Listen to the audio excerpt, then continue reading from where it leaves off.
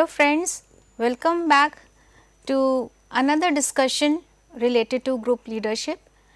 Today I am going to discuss about another dimension of group leadership, that is leadership development. It is not that leaderships are born. Sometimes it is also that leaderships or any employee can be transformed as a leader, or leadership qualities can also be developed while understanding one's own characteristics, situation, and having some or undergoing some systematic process to get that training and build that capacity to perform any role in leadership position, that is leadership development.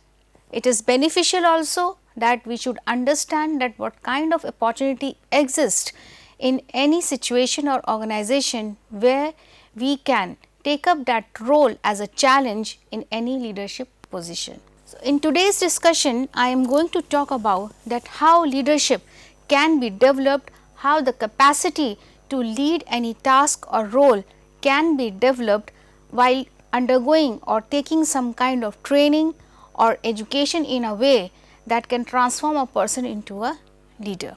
So, we can say that the systematic process of training people to expand their capacity to function effectively in leadership roles is known as leadership development.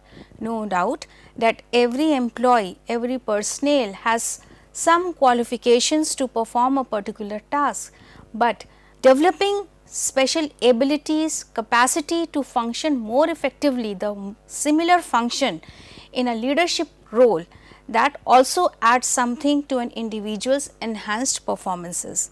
This connotes leadership development, undergoing a systematic process where people are being trained to expand their leadership capacities to perform effectively.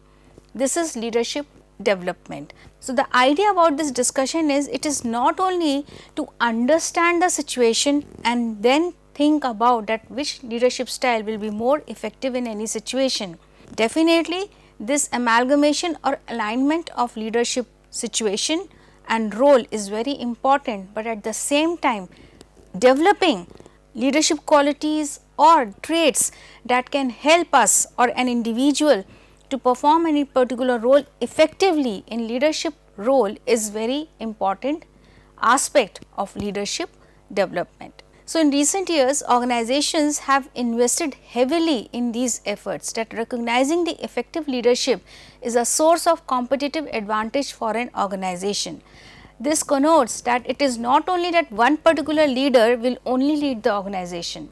Just to meet the competition based on an individual's knowledge, skills and abilities, the organizations also identify different employees or people in the organization, that which employee will be more suitable to lead a particular role or task to meet the competitive advantages. The idea is that organization consider every employee as a potential leader in that organization. So, that source that means employees are a source to meet the competitive advantages in any organization.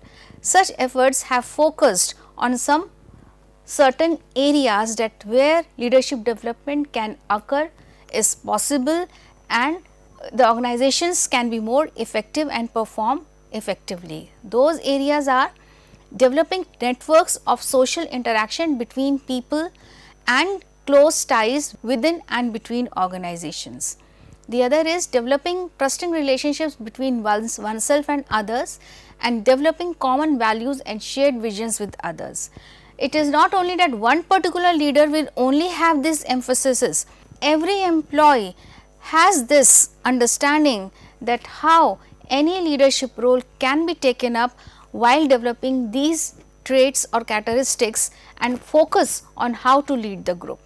So, basic idea is that whenever an organization is providing any training to any employee, they also keep it in their mind, they have this perspective that whenever a training is been imparted to any employee, then the three perspectives, that is to develop networks of social interaction and having close ties within and between organizations, developing trusting relationships and developing common values and shared visions is the most common feature and most important aspect to be focused when we are talking about leadership development. It is not only one leader, it is about transforming every employee as a leader based on these three emphases.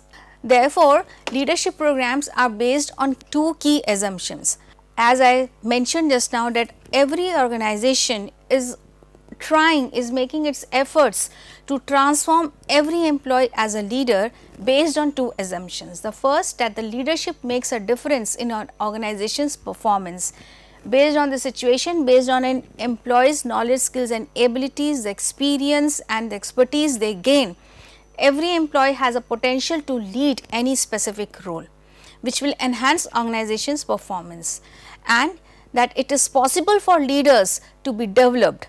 In the starting of the discussion, I mentioned that it is not every time that leaders are born, they can also be made or transformed, and every employee has the potential to become a leader, and the various leadership development tools go about the mission of promoting leadership skills in different ways.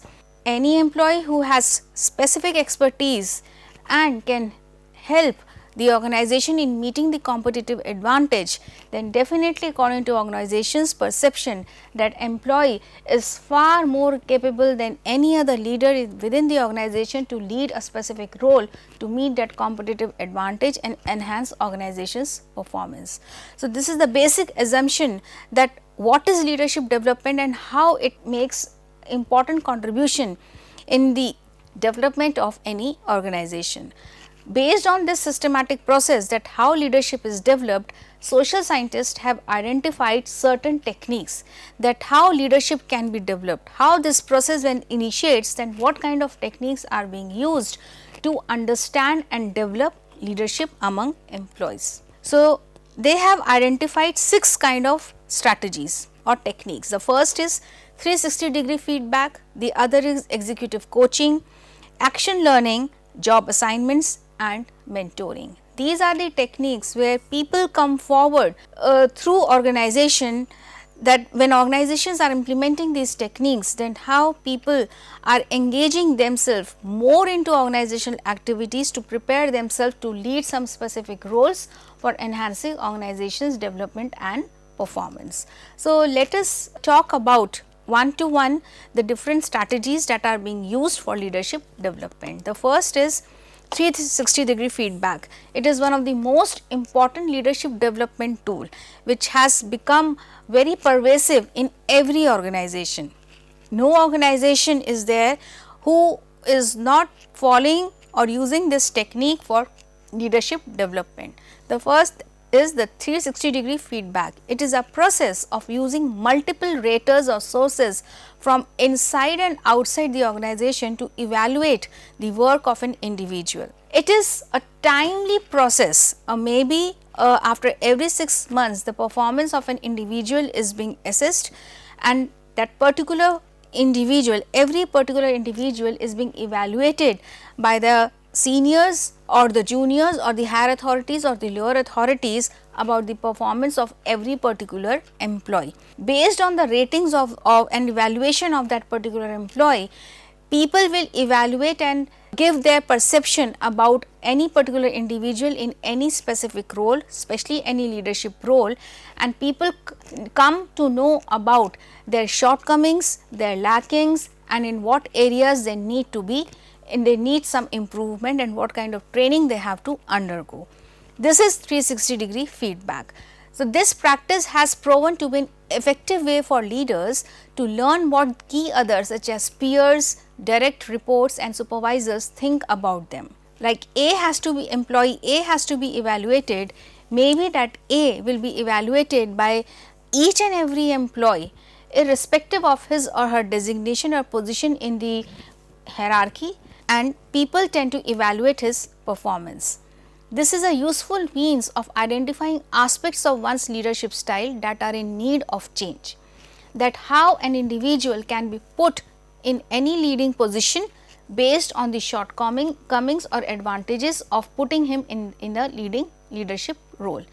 Therefore, the basic assumption is that different people will have varying perspectives on someone's leadership. So, identifying the expertise, identifying the shortcomings and advantages will compile together a very different perception about an individual to be fit in any leadership role or not. Nearly all Fortune 500 companies rely on this technique in one way or the other. Now, this technique is not only restricted to 360-degree feedback, but is also restricted and expanded to 720-degree feedback. This is a two process way. If we are talking about 360-degree feedback, that one employee is being evaluated by other members of the organization irrespective of their position in the hierarchy, when it is expanded or extended to 720-degree feedback, then again it is being re-evaluated, the same person is being re-evaluated, and then it makes a 720-degree feedback. But yes, whenever we are talking about feedback, then any feedback mechanism, then it is only 360-degree feedback that is widely used in any organization. So, in addition, 360-degree feedback is given within exercises conducted in assessment centers.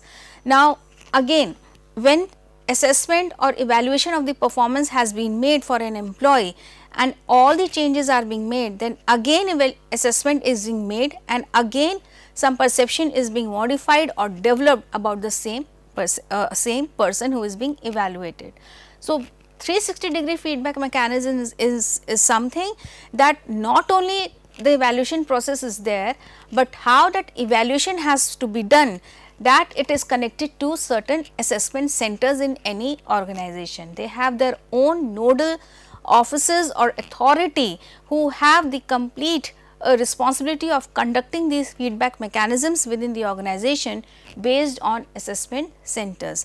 So, every organization has their own department where they are involving or engaging themselves in only in the process of 360-degree feedback. So, based on this feedback mechanism, assessment centers are being established in any organization, which comprises sessions in a variety of techniques which are used to determine how to behave under various standardized conditions. Now, these standardized conditions are the simulated conditions which involves role playing exercises. The individual who is being assessed is being assigned a hypothetical role to perform, and at the same time the other members are also there in the similar situation, and how the person who is being assessed or evaluated in a particular role, hypothetical role through role playing exercises, his responses, his behavior is being evaluated and assessed in a way that makes it clear for the organization members to identify him as an employee's performance and to put him in a particular leadership position or not. So, typically the individual being assessed assumes the role of a person in a particular job who is asked to respond to various things being said by a trainer who is playing another role. The way the individual responds can provide insight into what he or she is like.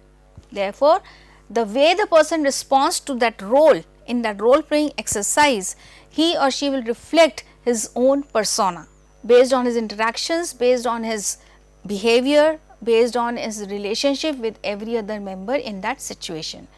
Discussing this might is part of the assessment, but the information can be extremely useful to leaders for leaders to gain insight into new ways of behaving.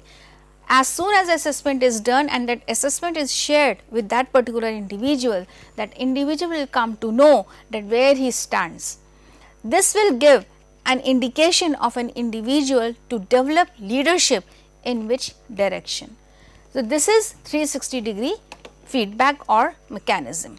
The other is, but the most important thing again is, it is again satisfying the one basic assumption of leadership development, that is developing networks of social interaction, trusting relationships and common values. So, any individual can be assessed based on these three focus of leadership development. So, in 360-degree feedback, if we are talking about feedback mechanism through assessment centers, then especially in role playing exercises, it is possible to assume the leadership qualities or behavior of an individual based on his interaction and responses in that hypothetical situation. Next is networking. This is a leadership development tool designed to help people make connections to others to whom they can turn for information and problem solving. Until unless we do not interact with other people, we will not be able to understand and recognize the other person's talents, their abilities and expertise, and when we are interacting, then we create a sort of relationship with that other person and it leads to networking. So, whenever any problem occurs in any organization or problem solving is required, it becomes very easy for any leader or employee in any leadership position to revert to those people again because of networking and get things done in a very smooth fashion. So, networking is designed to break down these barriers.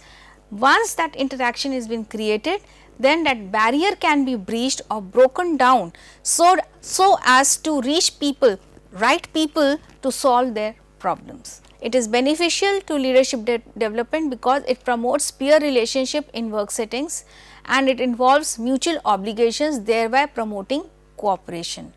When there is networking, there is obligation. People tend to reciprocate to each other in different situations while giving more information and problem solving solutions to each other. This is networking. But the most important thing is that when we are talking about networking, it has very different perspectives from country to country or culture to culture. For example, the most important perspective to be discussed here is the concept of Guanshi in Chinese management.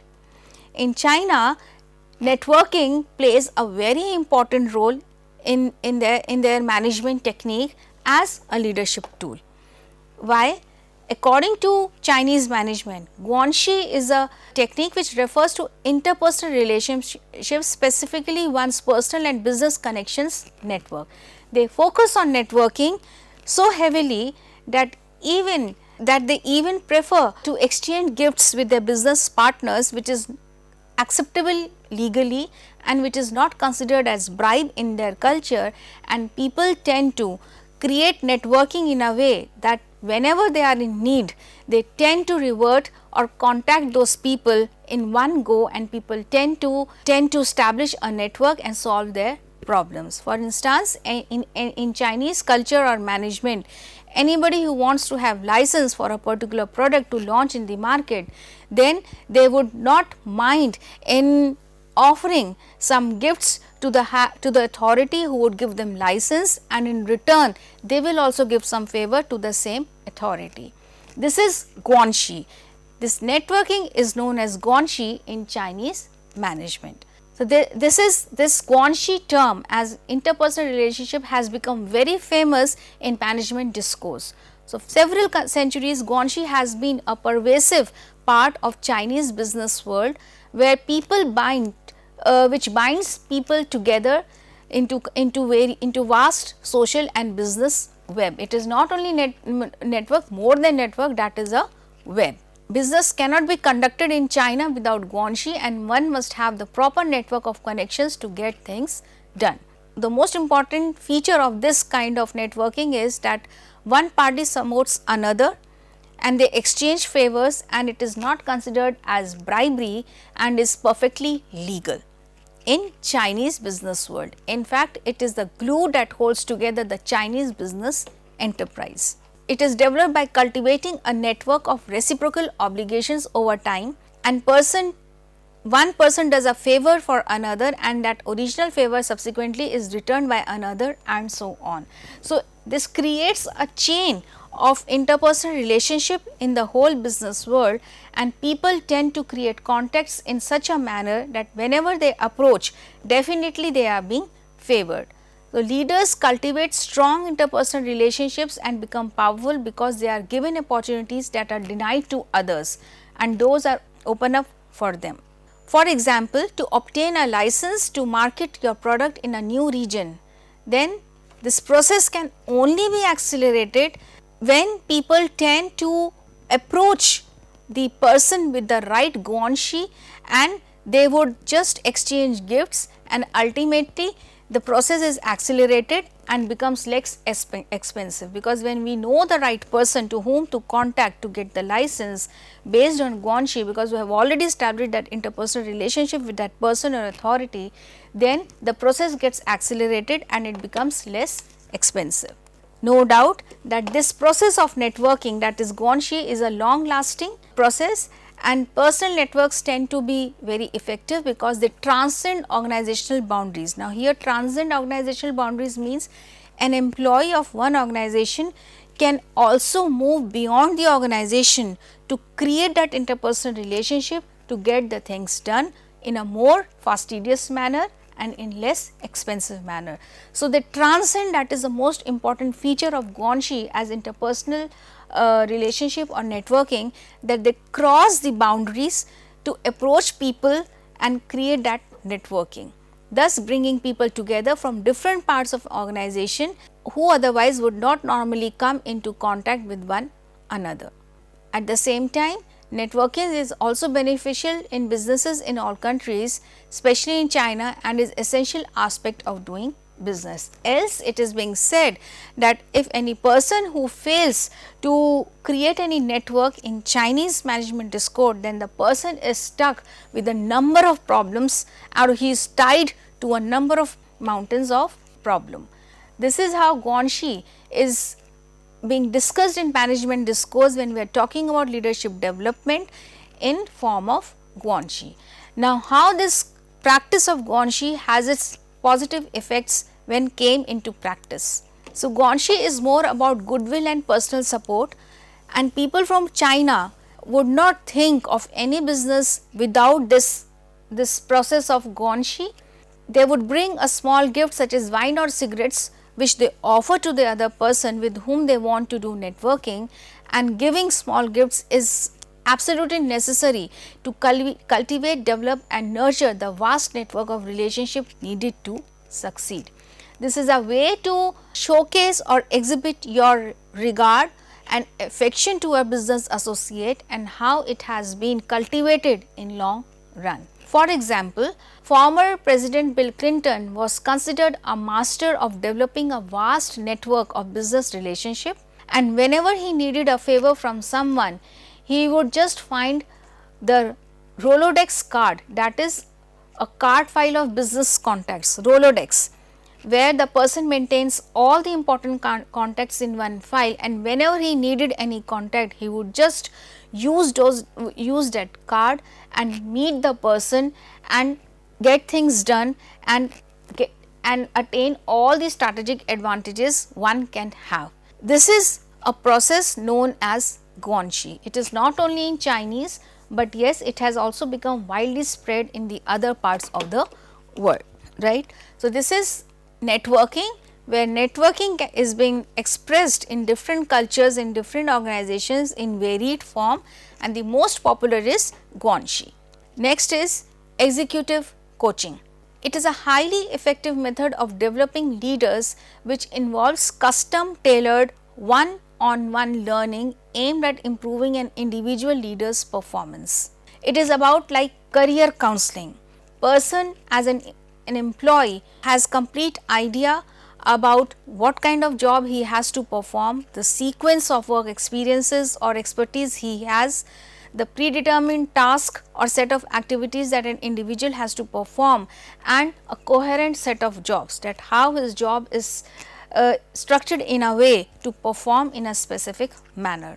But the point is that still some issues are needed to be addressed even an individual employee is performing his or her job, which becomes a continuous process.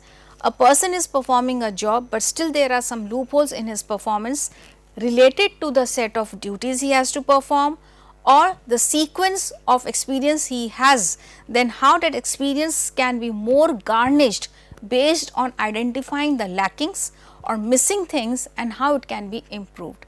Therefore, executive coaching plays a very important role in filling up those gaps. So, this approach is an extension of the practice of career counseling, and coaching can be either a one time process aimed at addressing some specific issues, or it can be an ongoing continuous process, that the person has performed the job, the performance has been evaluated, and how certain loopholes or missing pattern of the job is being identified by the organization, and immediately the employee has been assigned a coach, so that missing or loopholes can be improved for further enhancement in the performance. This is executive coaching, which is very much related to career counseling. For instance, what more skills are needed for an employee so as to enhance his performance? For example, I would say that maybe any assembly line worker is performing a job in a very typical fashion.